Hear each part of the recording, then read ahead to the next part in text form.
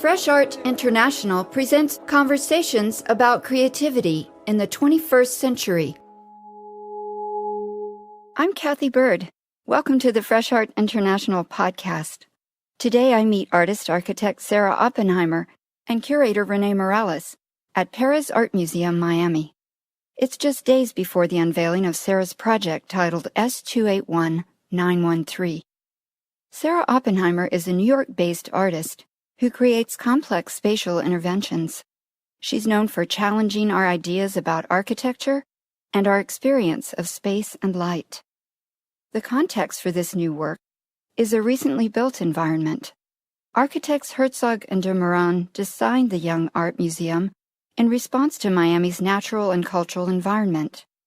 Sitting at the edge of Biscayne Bay, with panoramic views of the city, the building itself has been a popular destination ever since it opened in 2013. Sarah's project in the Meyerhoff Green Gallery represents a groundbreaking moment in her practice. That's because the S in the title of the work stands for switch. Sarah has been researching and testing the idea of an architectural switch, an element that intervenes in or influences how we move across and through space. The switches that she invented here are beautiful and flexible. In other words, S281913 has kinetic properties that visitors can activate. Here's how it looks and operates. Inside the gallery, two large identical rectangular glass boxes seem to hover in space, each suspended between a pair of dramatically slanted black metal shafts anchored to the gallery ceiling and floor. Strategically positioned and outfitted with a complex system of hidden joints, the shafts allow the glass elements to pivot gracefully. Discreetly assisted by an attendant, I can give a gentle push and set in motion a surprising array of perceptual encounters. You see, each glass box surface serves as a mirror, a wall, or a window, depending on its angle and the time of day. I can power the switch to alter my view of the floors, the walls, the ceiling, and the world outside the gallery, all the while offering new visual experiences to other visitors. Here's the story behind this amazing project. I've been thinking a lot about both this building and also the specificity of how the building operates in terms of inhabitation. One of the things that's really struck me about the building is the openness of the building, how there's this sense of light permeating the building, how there's a sense of, I'd say, volition in how you choose, how you pass through the set of spaces that are kind of unfolding as you enter and depart from each gallery. And the thing that has proven really interesting and challenging is that I was very excited by this openness, and I didn't want to close it down by introducing opaque dividing surfaces.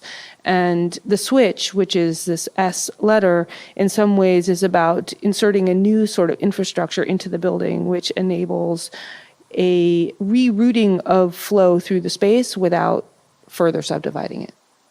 I think that's interesting that it's taking place in this building that has a legendary character. Why don't you describe the context, the building itself a little bit, René, and what led you to invite her to do what Sarah does in architectural space?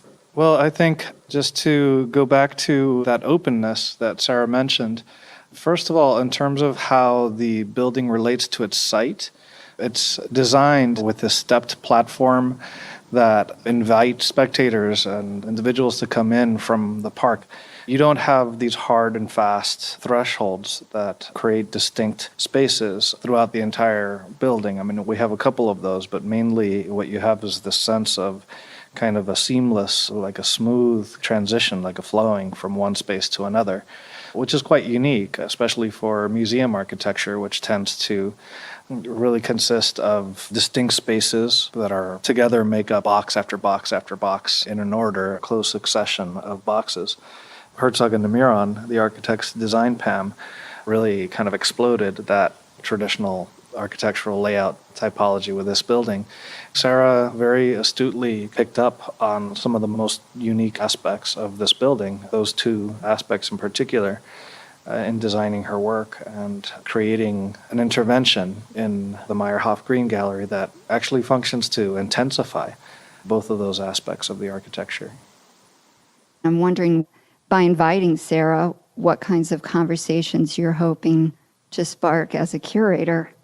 One of the effects of Sarah's work is to make us think about aspects of architecture that we tend to take for granted and not notice. And I think it's really important to think about how architectures can embody or actually perform an ideology, or let's say a host of concepts, a host of ideas. And, when you encounter a project like this, it really stops and makes you think, okay, what are some of the ideas behind a building? Particularly with respect to a building like a museum space, there's very particular approaches or strategies for telling the story of art that are embodied in any given museum. Some will, or traditionally, they've involved a very linear progression of art historical kind of greats, greatest hits. But a museum like PAM will emphasize instead not a sort of single unassailable narrative, but rather this idea of a network of different concepts. In other words, it's not about laying down a single vision, but rather allowing the viewer himself or herself to work with the objects and with the spaces to construct new narratives.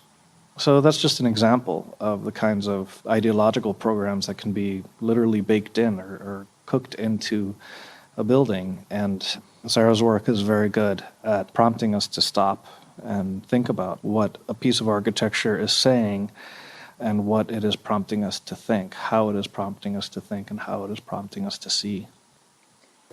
This building has offered me a really unique opportunity to engage with some of the most prominent features in contemporary architecture. One of the things that's been extremely fascinating to me about the space is the dominance of the lighting grid in the ceiling.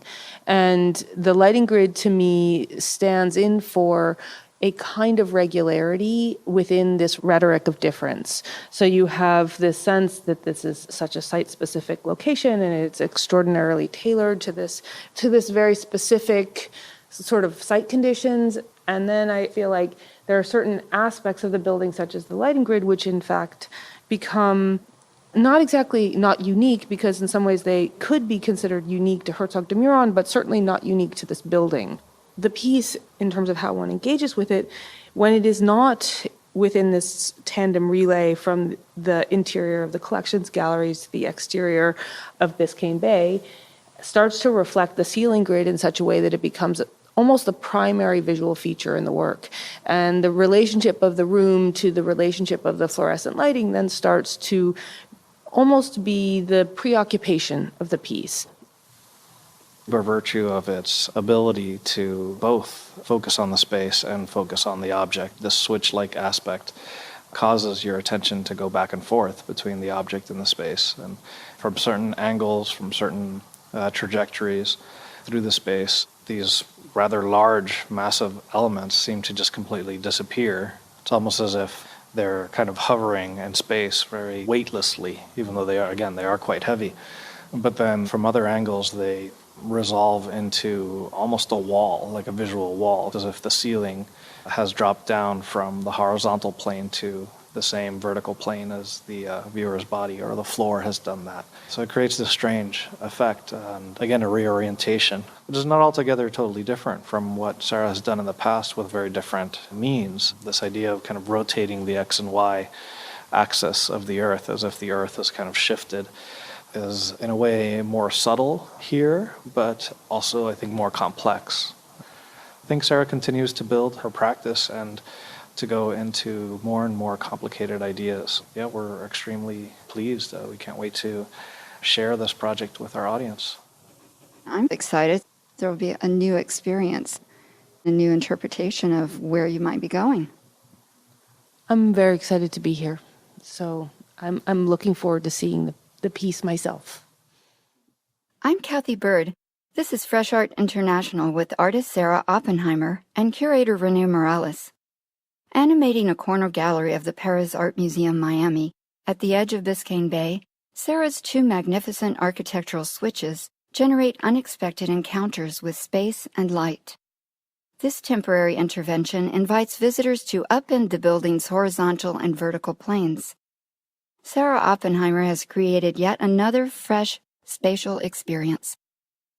Visit freshartinternational.com to see photos of Sarah's new project and listen to our 2012 podcast episode with her. You'll hear how she permanently transformed two spaces inside the Baltimore Museum of Art. If you enjoyed this listening experience, please take a few minutes to rate and review the podcast on iTunes. You'll find more than 100 episodes there and on any podcast platform that you like, including Stitcher, Android, Google Music Play, SoundCloud, and Public Radio Exchange. Stay tuned for more conversations about creativity.